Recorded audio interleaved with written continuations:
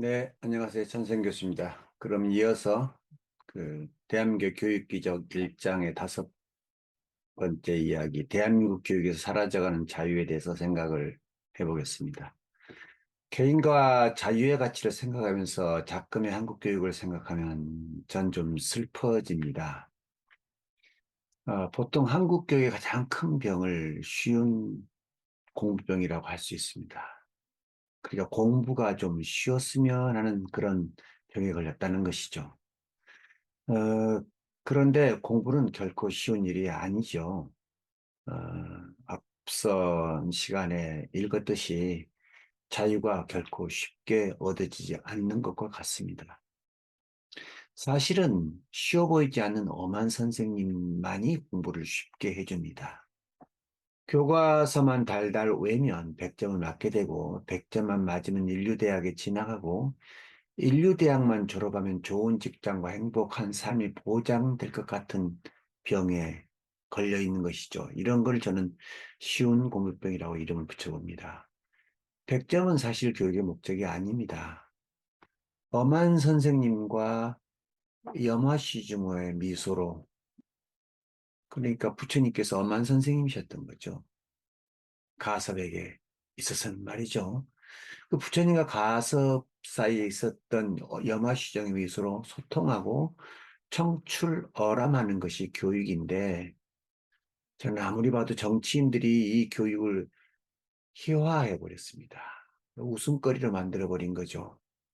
그리고 우리 교육인들은 거기에 약간 같이 춤을 춘 곡학 아세 해버렸죠. 요즘 가끔 학생들이 선생님과 엄마를 위해서 공부를 해준다고 그렇게 말을 합니다. 아주 조소에 가깝죠. 지금 한국의 학생들은 이런 과정에서 역사를 아주 잘못 배웁니다. 예를 들어서 선조들의 잘못으로 나라를 잃었다고 배우죠. 그래서 과거는 공부해야 될 필요가 없다고 생각합니다. 어려서 역사를 사실 알지 못한 학생들과의 대화는 지극히 지금 배우는 공부 이야기나 인터넷 게임 이야기에는 별로 할 게 없습니다. 소통할 게 없는 것이죠. 우리들의 명언 중에는 역사를 잊은 민족에게는 미래는 없다고 하긴 하지만 우리는 우리가 가져왔던 그 찬란한 대한민국의 교육 기적, 대한민국의 기적, 그 역사를 쌓아두고도 잘 안 가르치고 있습니다. 유대인들은 흔히 세계 제일 천재 민족이라고 하는데 그 비결은 스키마로 머리에다 인을 치고 똘똘 뭉친 역사 의식 때문이라고 저는 생각합니다. 스키마는 쉐마라고 하죠. 이스라엘의 그 위대한 신명기라고 하는 책에서 성경책에서 이스라엘에 들어라.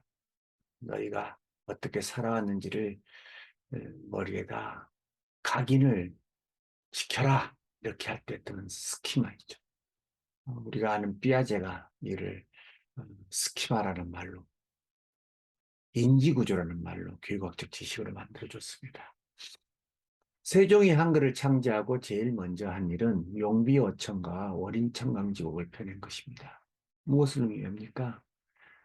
역사를 바르고 쉽게 세종의 선조들인 조선 왕조를 세운 선조들을 쉽게 의미 있게 가르치기 위해서 한글이라고 하는 쉬운 교재를 쉬운 도구를 사용했던 것입니다. 한국 교육의 비밀에 대해 모두가 동의하는 것 하나는 학부모의 교육열이라고 합니다. 어, 엄밀히 학부모의 이 교육열은 교육이 아니죠. 맹모 삼천지교가 보통 학부모의 교육열로 일컬어지는데 사실 맹모의 맹자음님의 자식사랑이지 교육은 아닙니다. 교육은 선생님이 잘 가르치는 일을 교육이라고 합니다. 공자와 예수와 소크라테스와 척각해서 가르치듯 잘 가르치는 일이죠. 한국인은 전 세계에서 제일 어릴 때, 가장 어릴 때 자기 이름을 쓰고 읽을 줄 알게 됐죠. 그러니까 자기 이름을 읽고 쓴다는 것은 세계와 소통하는 상징 코드를 말하는데 이것을 제일 먼저 깨친다는 의미입니다. 도구는 물론 한글이죠. 그 다음에 질문을 시작합니다. 엄마 저건 뭐야? 왜? 왜 그럴까요? 왜 이런 질문을 할까요? 무언가 깨달았기 때문인 것입니다.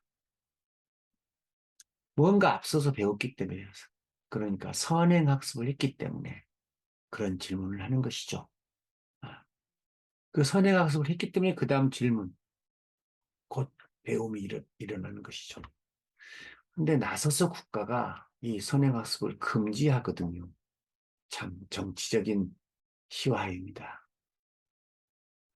몇 년 전, 지금도 그렇습니다만 하루에 한 명꼴로 10대 청소년들이 자살한다는 뉴스를 우리는 떠들썩했죠. 학교를 떠난 학생도 한 통계 160명, 글쎄 요즘 얼마나 될까요? 학업 중단의 가장 큰 이유는 물론 또한 학교 생활 부적응이라고도 합니다. 주의력 결핍, 과잉행동, 충동을 억제하지 못하는 이런 ADHD 유병률도 전 세계 아동들의 평균 3 내지 5%를 훨씬 넘는 5 내지 10% 이상이라고 보고됩니다. 물론 그런 아이들 중에서 진단과 치료를 대부분 거부해서 겨우 10명 중에 1명만이 진단받고 치료받는다고 합니다. 요즘 어린 아이들에게서 발견되는 가장 특징 하나가 친구들과 잘 어울리지 못한다는 것이고 10대 청소년들에게는 욕설 문화가 일상화됩니다.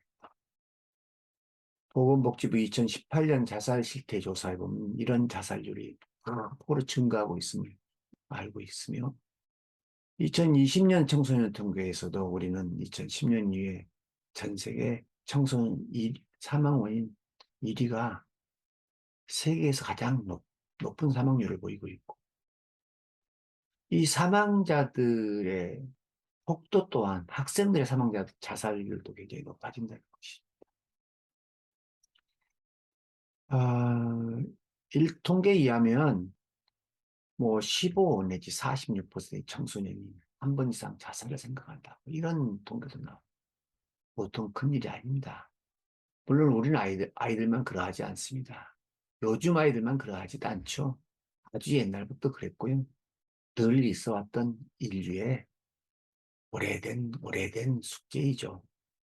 어쨌든 이런 것들이 우리가 수용할 수 없는 상황에 병으로 다가오고 질병으로 다가오면 우리의 미래는 어두워집니다. 역사의 외에는 없습니다. 아니 땐 굴뚝에 연기는 절대로 피어오지 않습니다. 우리 아이들의 인성이 배움이 이 지경에 이른 데는 어쩌면 분명한 이유가 있을 것입니다. 선진국들에서 겪었던 일을 우리들도 겪습니다. 개인주의와 물질 만능주의가 팽배하고 가족과 지역 공동체의 교육적 기능이 해체된 상황에서 눈에 띄게 가장 눈에 띄게 늘어난 것이 이러한 청소년들의 일탈과 실업들이죠. 산업화 시기가 끝나갔던 사실은 더 극성해졌다고 할까요? 어쨌든 간에 우리보다 100년, 200년 앞서 산업화를 이룬 그 나라들에서 유럽의 석학, 지금은 또 프로이트가 이런 상태를 오이디퍼스 컴플렉스로 설명했습니다. 유아기 때 축적된 결핍과 억압이 무의식의 세계에 잠재되어서 도덕적 초자의 발달로 이를 절제해야 되나 그렇지 못할 경우에 의식의 세계로 치받아 올라오는 정신적 병리 상태 이거를 오이디퍼스 컴플렉스라고 이렇게 이름 붙였습니다. 어쨌든 그러나 서구는 수백 년 가까이 진행되면서 치유의 지혜를 갖춰왔습니다. 그리고 우리처럼 또 그렇게 급격하게 성장통을 겪지도 않았습니다. 어쩌면 우리는 지난 한 세기 동안 천당과 지옥을 넘나들었죠. 만국의 서름과 식민의 압제를 견뎌했고 해방을 맞은 기쁨도 잠시에 인구의 열중 하나가 죽어나간 동족 상잔의 피비린내 나는 전쟁에 참마저 겪으면서 정말 끔찍한 역사를 겪어왔습니다. 반세기 넘어 지속되온 분단사는 극심한 반목과 이념 전쟁으로 점철되었고요. 국토의 반과 동족의 반을 그런데 이렇지만서도 우리는 어쨌든 간에 허리띠를 졸라매고 자식을 가르쳤습니다. 그리고 가장 가난했던 나라가 지금 가장 부자 나라의 하나로 변신했습니다. 그런데 우리 주위가 무서운 위기로 감싸지는 것이죠. 선진국들이 겪었다고 하여 답습할 수도 없고 역사의 법칙이라 하여 순응할 수밖에 없습니다.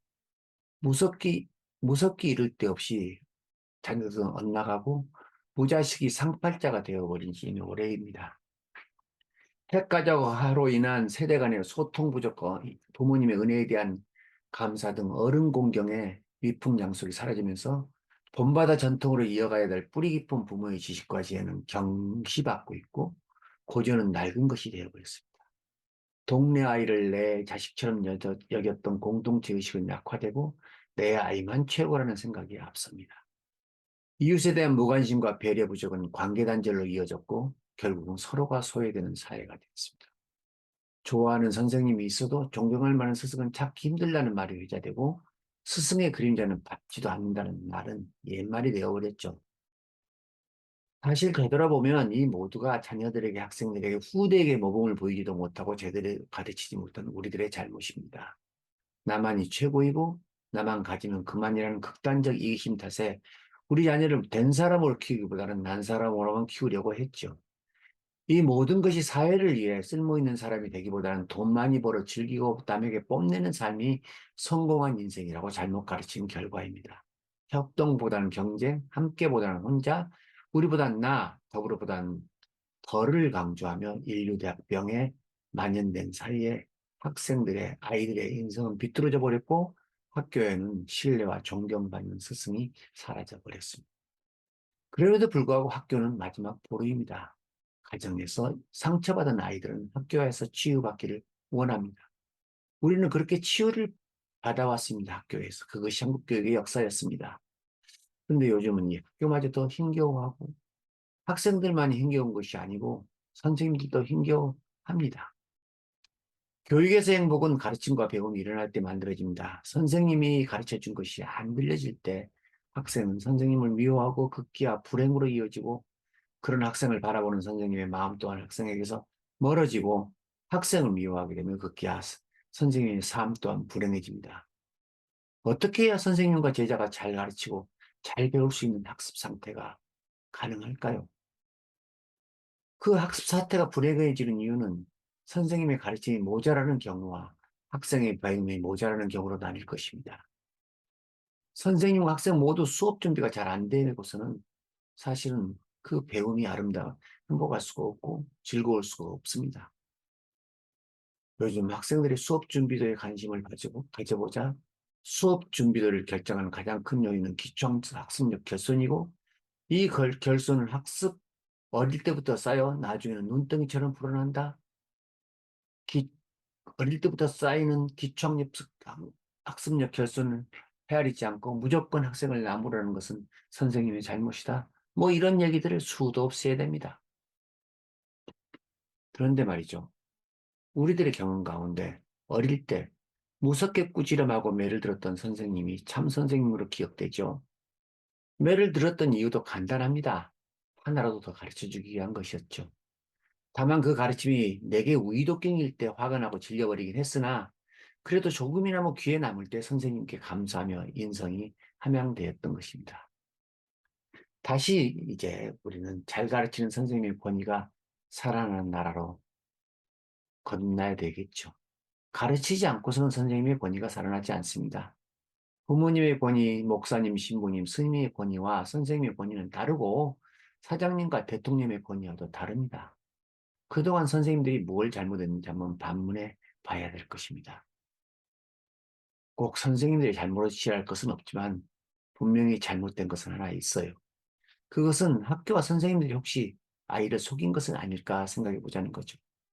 분수쌤도 아직 제대로 못하고 고전소설 한 권 제대로 읽어내지 못했는데도 진급시키고 대학까지 진학시킨 건 아닐까요?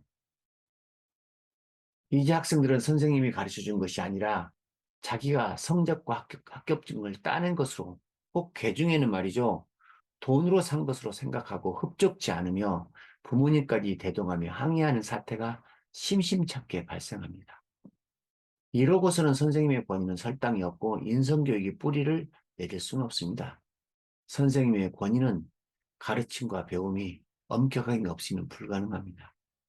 그 아이들이 대학을 졸업하고 취업 전선에 나섰을 때 성적표에 나온 점수와 대학 졸업장은 별 소용이 없음을 알게 되고, 그때야 그때 가서야 학교와 선생님은 원망하지만 이미 할 수는 없다는 거죠. 학생이 진학과 졸업을 이유로, 그것을 이유로 점수를 올려달라고 할 때 거기에 부안해동하면 안 되는 것입니다. 선생님과 학생의 불행은, 그리고 교육의 실패는 그렇게 시작된 것이 아니었을까요?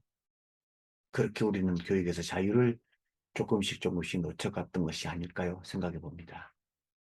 우리는 그래도 미래를 찾아봐야 되겠습니다.